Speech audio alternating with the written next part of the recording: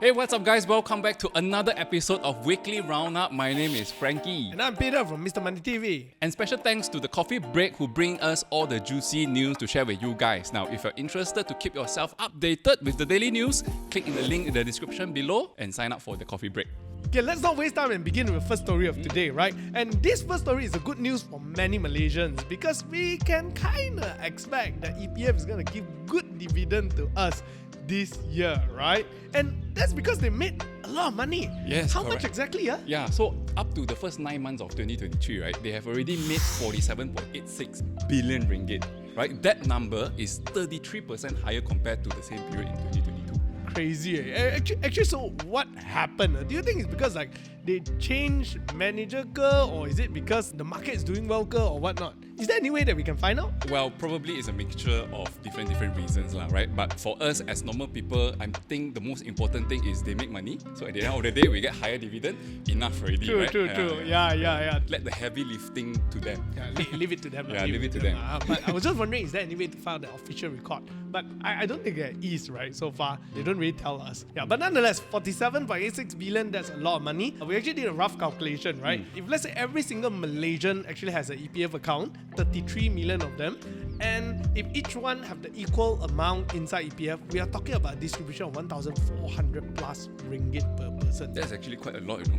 That's pretty awesome. To some people, that would be almost 1 month of income already. Yeah, but unfortunately, about 50% of EPF account holders have only very little money inside, especially after the many rounds of withdrawals, right? Correct. So nonetheless, I guess it's going to be a pretty good year. Some extra bonus, although you can't use it, but consider it invested and accumulated, right? You'll benefit it when you retire. Talking about it, actually, Malaysia, EPF is not the only investment fund around, right? Yes. Yeah. There's this thing called the GLICs in Malaysia. GLIC stands for Government Linked Investment Companies. So what are the companies inside there? You have people like Khazanah, you have people like LTAT, Quap, and these kind of companies. All of them, their focus is on investment. A little bit like EPF, but their mandate is a little bit different.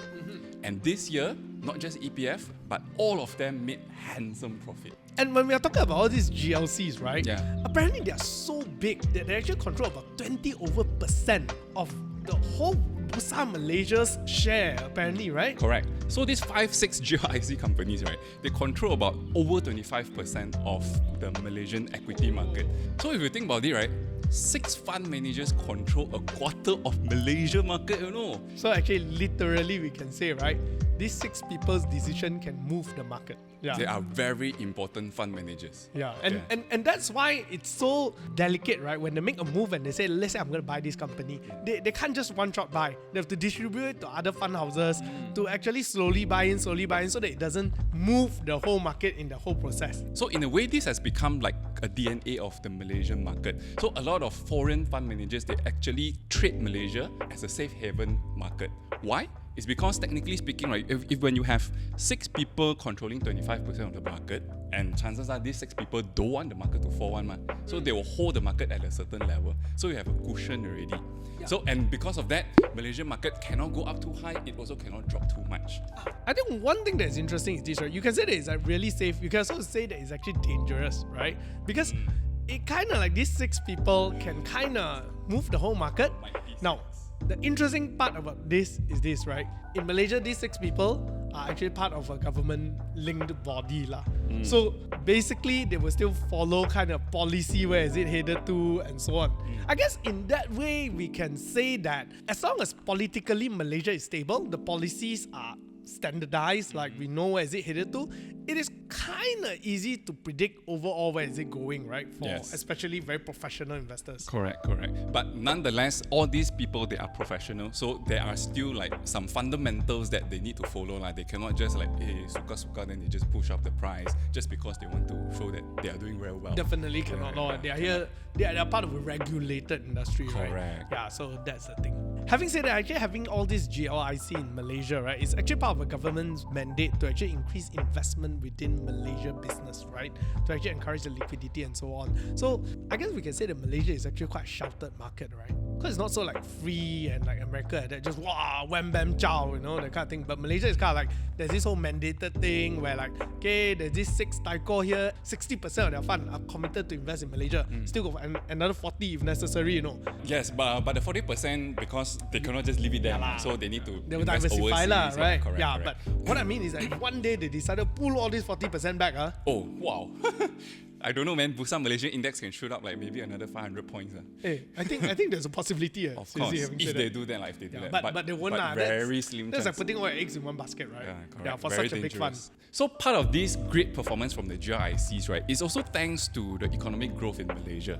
Yeah. So according to Bank Negara, right, for the third quarter of 2023, so from June to September, 3 months only, Malaysia economy grew by 3.3%. That's actually pretty not bad. Yeah. So if you annualize it to a 12-month basis, they are expecting the economy to expand about 4% in total. Actually, 4% is quite not bad, especially 4% is not bad for a developing country. with such growth, right? We are not even talking about the FDI, right? Because Malaysia this year is like instead of melancong Malaysia, cuti Malaysia is invest Malaysia 2023 kan, right? Yeah, and we have actually secured 63.02 billion ringgit in FDI investment. Hey, this is the recent trip only, so just one trip only, 63 billion. So we have talked about a lot of FDI that the Prime Minister brought back home this whole year, right? So this 63 billion is another extra. Yeah, kudos to you, our Prime Minister. Yeah, but anyway, this 63 billion ringgit worth of FDI came from the trip where our Prime Minister went to the Asia Pacific Economic Cooperation Conference. Yeah, so at the conference, he managed to convince 14 corporations to come to Malaysia.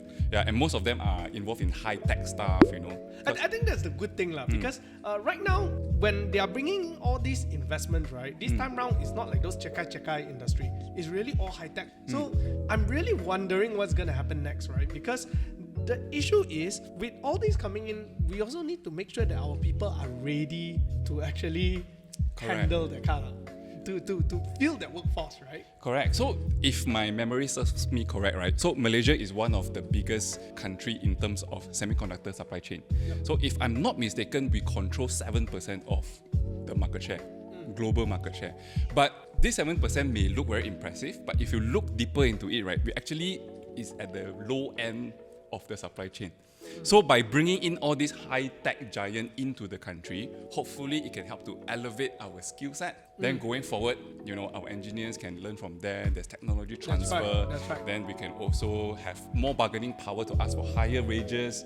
Then that will lead us to higher income. I think that's the important part, because in the past we actually are playing in the tech sector, but then it's low skill. So low skill easily replace labor. But now as we are going to be moving up the value chain, hopefully the kind of people that's going to be working in the industry in this tech, it's going to be people who are much more sophisticated, harder to replace, and therefore getting higher salary. And hopefully all this will translate to increasing of salary, right? But a lot of people are also asking this question, when is it going to be? When are we truly going to see this? What do you think? Well, on the infrastructure side of things, because now you bring in all the FDIs already, it will take a couple of years for all these people to come and set up factories, you know, hire people and all that. And after you hire the people, chances are the first batch is going in from overseas, all the expats. Then from there, you do a knowledge transfer to the local people.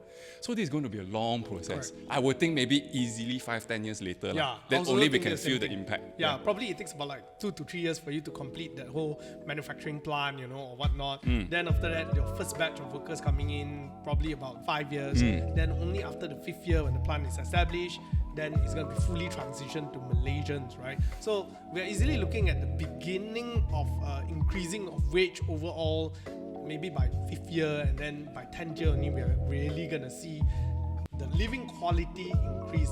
But all these are based on our mind. It may not be true. For those of you who are much more involved in policy making, or you're much more involved in any form of related stuff like maybe NIMP and so on, maybe you want to comment down there, right? Let us know. Like, when should we expect to see this? Is our estimation correct or not? Talking about high tech, right? I think recently in the high tech space, there's something really interesting happened that caught everyone's attention. The most high tech level. Yes, AI. OpenAI's CEO Sam Altman was ousted, and then within 2 days, he was actually brought back again.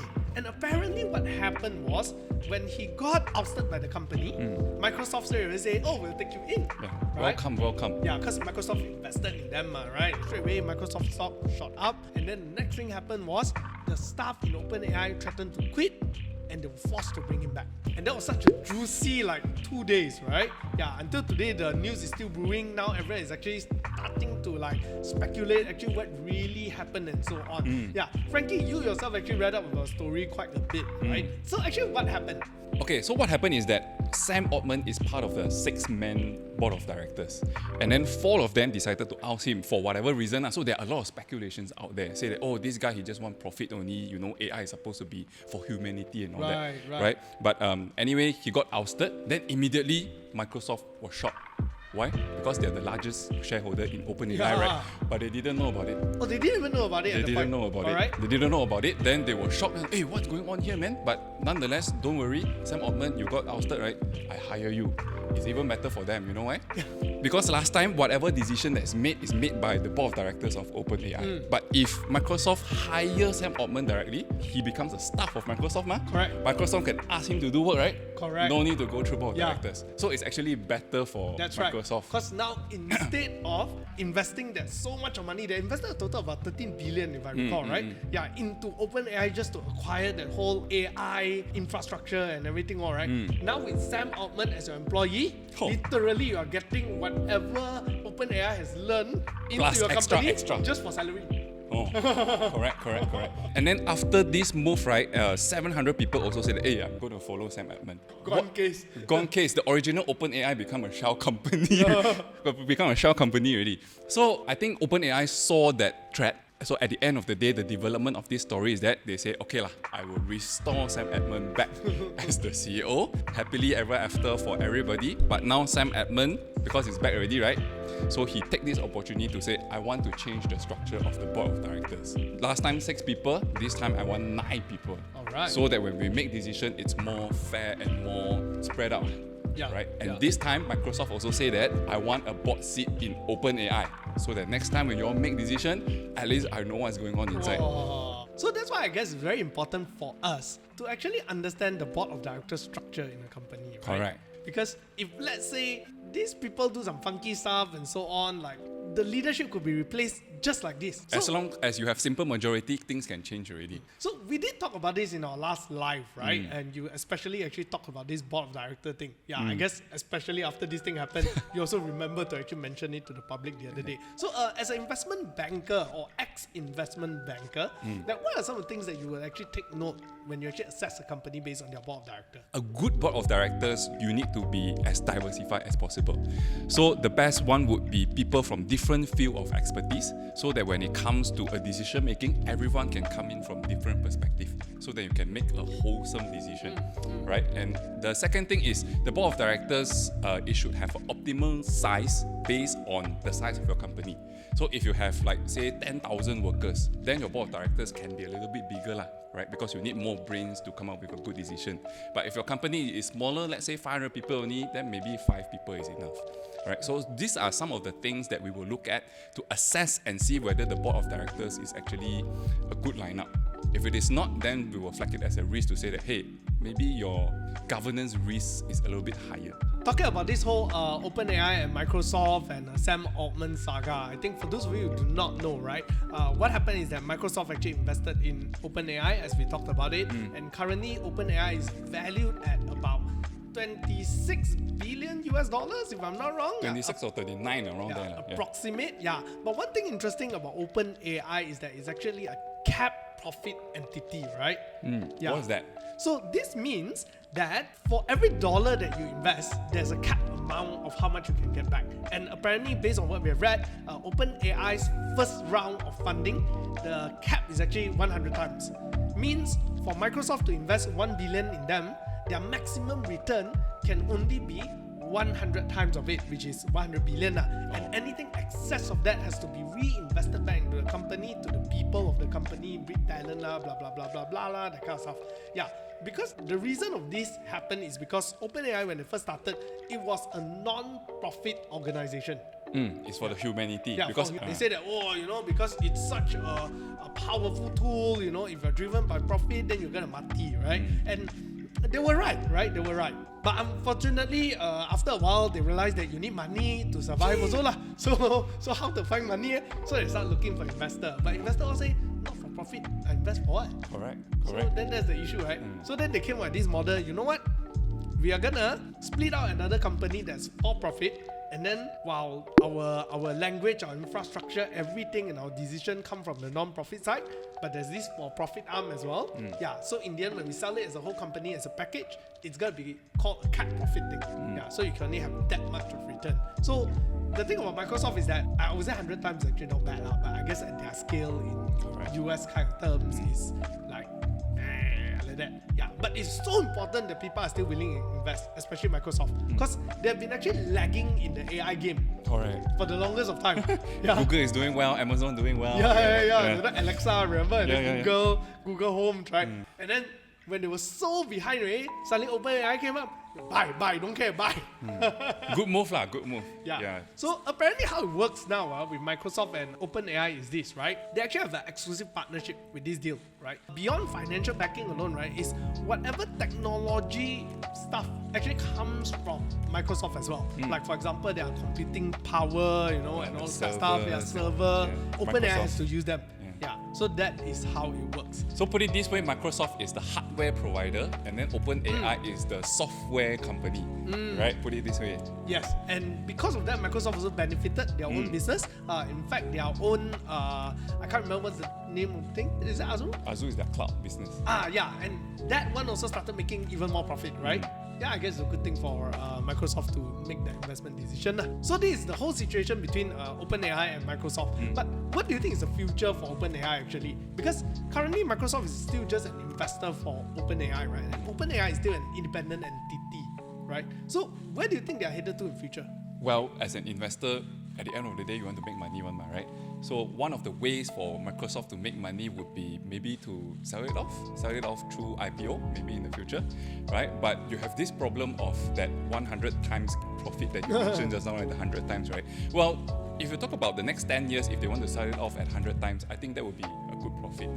But in corporate context, we always have this going concern, meaning the company will be there forever. Yeah. So when you talk about forever, then suddenly 100 times become very small already, So if they don't lease the company, meaning to say that in the very, very far down in the future, Microsoft will have to continue to plow back the money into this investment. That's right. Which I don't know whether our future generation will like that kind of investment or not lah. That one I don't know. But just look at these 2 years alone, right? 2023, they are looking at 200 million revenue. And 2024, they are looking at 1 billion. So that's already 5 times in 1 year. So to get 100 times in the next 10 years, I think quite possible. Yeah. Because you're talking about AI technology. So I really don't know how Microsoft is going to play this game. Yeah, this is really a very interesting game, right? Because what happens is that you're looking at a very strong money-making machine, but this money-making machine is making so much of money, but it has a label there that say that caps it and say after we pass this point, no matter how much revenue we make, the profit won't go to you already. It will be just here. To a certain extent, also as a small business, when I look at it, we also have our rules on that. Like for example, when your company grows, when you have profit, you can only withdraw, let's say 30% as dividend or 40% as dividend. These are some of those rules, right? So isn't this rules kind of same as a cap entity rules? Because you're still talking about using that money to actually reinvest back into company, right? So this means that as long as they go public listed, then share valuation, which is actually a secondary market, is not a problem for me to cash in on my profits. Yeah. Now, you gave a very good point there. When you say small company like us, we take out our profit based on percentage. Percentage is a very dynamic thing. So if I make 100 million, 30% is 30 million. If I make 1 billion, 30% is 300 million. But this cap profit is at a hard 100 times based on the amount that you invest. So if you invest $1, maximum you can get back is $100, even if the company is $10 billion, So what I'm trying to find out is this, right? Actually, the only way to really cash in on this, unless you really just want their technology, right? Higher cent. Is actually to go listed and list it as fast as possible. Yeah. And then you play with share valuation rather than anything else. Because if it's on the secondary market, then how will this cap profit entity thing pass on to the stock market structure, right? It's another question, because on listed stock market, there's no such thing as a cap entity business, right? Well, this is a very unusual structure. I don't think we have seen any other I company. haven't seen before. So if they go listing, I also don't know how they are going to structure this. Yeah. So there has to be some sort of way to actually work it out. Yeah. But if let's say you were to say today I were to invest in the open market at $1 per share, and my maximum return can only be 100. The share price will be stagnant and then forever, because Forever. it's fixed already 100 times only, right? Then it doesn't really make sense already. But if you put it in a different perspective on the humanity side of things, right? Because OpenAI is something very dangerous. If it is a for-profit organization, right? People want money only, Correct. They'll come up with funky technologies to what, right? So maybe one day, really machines will control human. But really, it gets a little bit scary, even right now when I read more about it. In fact, the other day I was just with a particular company that extensively use AI, right? They were able to clone voices of people, and when the script was read out, it sounded exactly like the person. I mean, haven't you guys seen the clip of our PM Anwar speaking Korean? Yeah. Right? And then I was looking at a few more clips, right, of Taylor Swift speaking Mandarin. My God, it Scary. sounded so real. Yeah, so it's like, I'm thinking maybe it's a good thing for us, because we can be perpetual hosts. Yeah, that increases our company valuation. Yeah, then we can go listing. So one day you're 80 years old already, but on screen you still look like Yeah, this. so we walk out street, no one recognizes us, but they forever remember that there's this Frankie there, right? Anyway, what you guys think about AI, tell us in the comments below. Yeah, if you think it's good or it's bad, just tell us and share with us your opinion. That's the end of today's episode. So, hope you enjoy it. If you like it, do like and subscribe and share with your friends. See you next time.